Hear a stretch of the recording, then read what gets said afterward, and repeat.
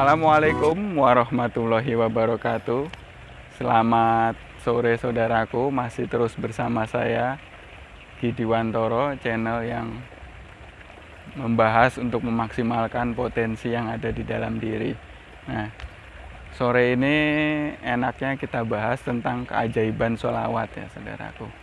Wah, kenapa keajaiban sholawat? Karena saya sendiri pun sudah mengalami banyak hal dengan keajaiban sholawat ini saudaraku. Nah, saya ungkapkan dulu ya beberapa pengalaman saya tentang keajaiban sholawat ini, apalagi terkhusus dengan masalah keuangan. Nah, beberapa kali saya rasa penasaran saya membuktikan apa benar sholawat ini dayanya luar biasa. Lalu di suatu saat yang saya benar-benar tidak ada keuangan ya, saya coba berbagai cara, akhirnya tidak menghasilkan. Lalu saya teringat beberapa sholawat yang dulu pernah dijasakan kepada saya, sholawat Jibril waktu itu. Lalu saya baca sebanyaknya dengan niat besok masalah keuangan saya teratasi. Nah, sampai besok hari hanya saya masih tetap mendawamkan sholawat tersebut saudaraku, sampai hampir ada rasa putus asa. Wah, ini ternyata sholawatnya kok tidak manjur ya, atau pokoknya masih ada perasaan-perasaan seperti itu, masih ada prasangka-prasangka seperti itu. Lalu akhirnya di detik hari hanya, saya tidak tahu pertolongan Allah dari mana, tiba-tiba kawan datang memberikan, dia teringat bahwa dia dulu mempunyai utang kepada saya. Nah, dia membayar melunasinya. Wah, saya pun sendiri hampir lupa saudaraku.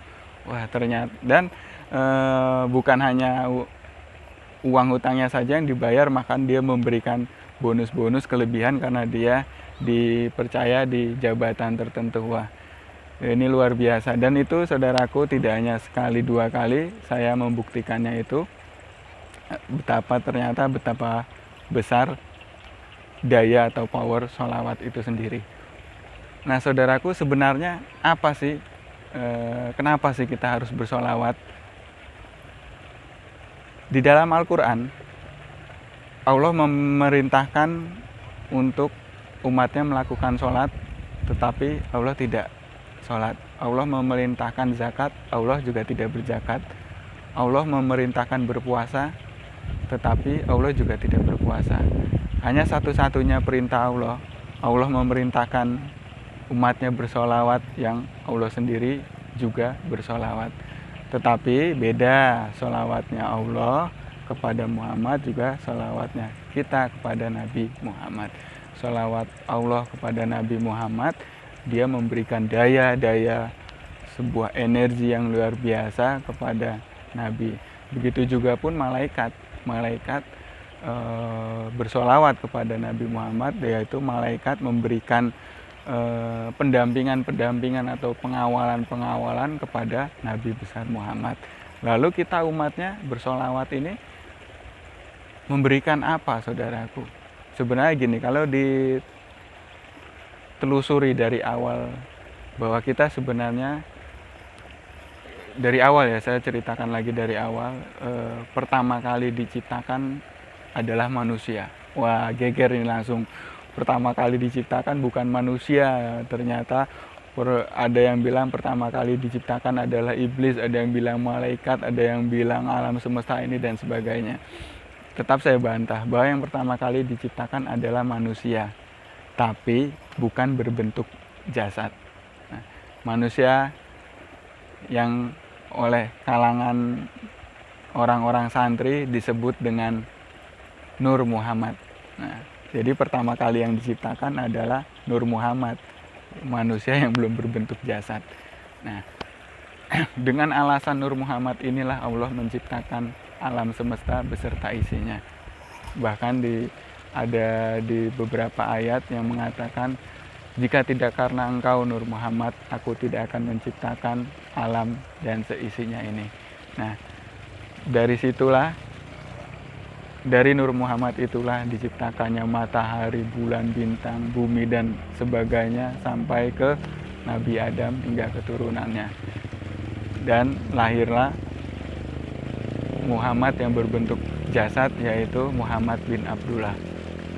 Setelah Nabi Muhammad meninggal, lalu untuk apa kita bersolawat? Bukankah Nabi sudah meninggal, tapi kita bersolawat. Yang meninggal hanyalah jasadnya, yang meninggal hanyalah tubuhnya, yang meninggal hanyalah bungkusnya.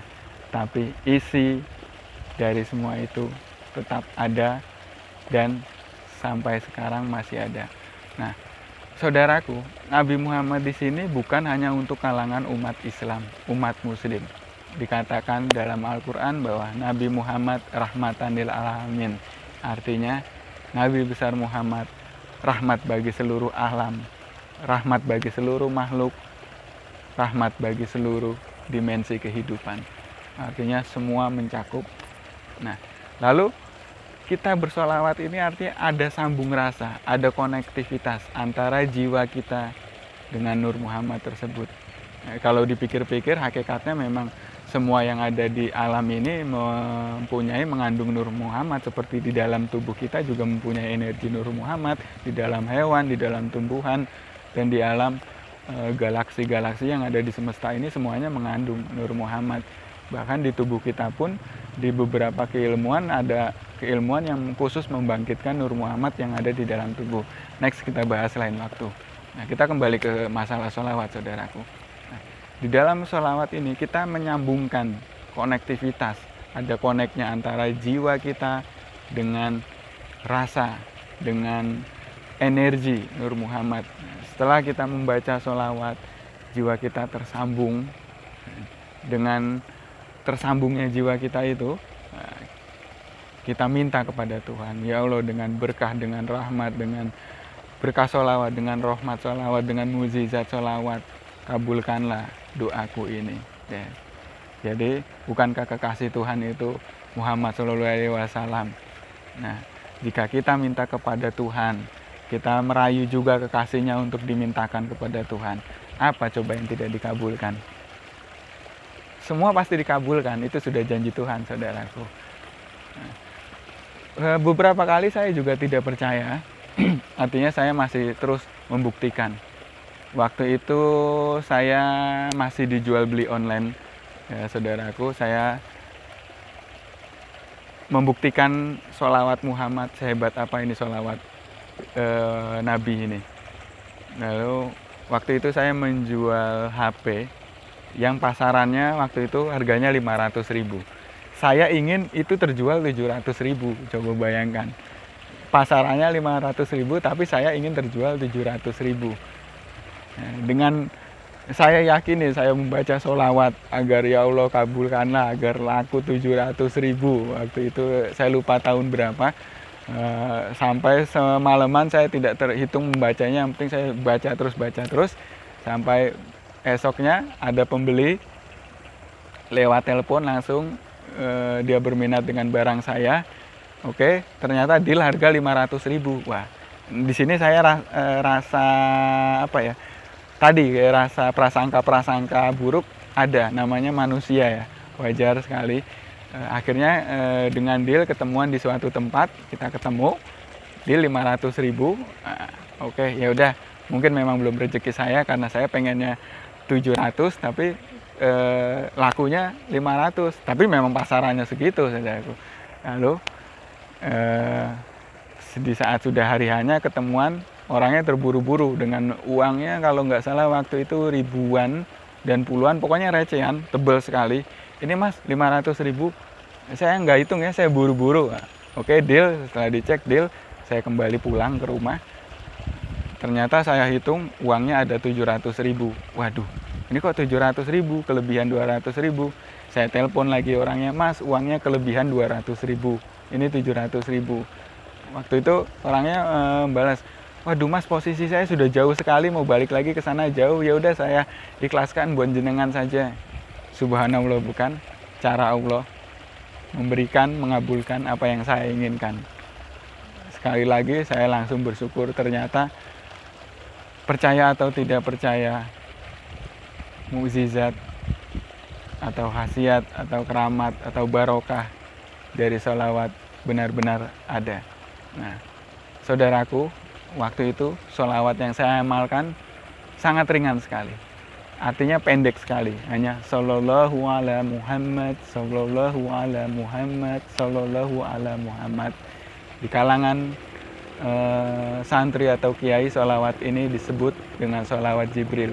Jika kita bisa mendawamkan sehari sekian ribu kali dengan bisa di dalam batin, kita bisa sambil aktivitas apapun, kita sambil menjalankan, jadi tidak harus duduk diam, kita bisa berjalan atau sambil, pokoknya aktivitas sehari-hari kita baca di dalam batin sallallahu ala Muhammad sampai sekian ribu dalam waktu 1 minggu atau bahkan tidak sampai 1 minggu, hajat apapun yang Anda inginkan pasti terkabul.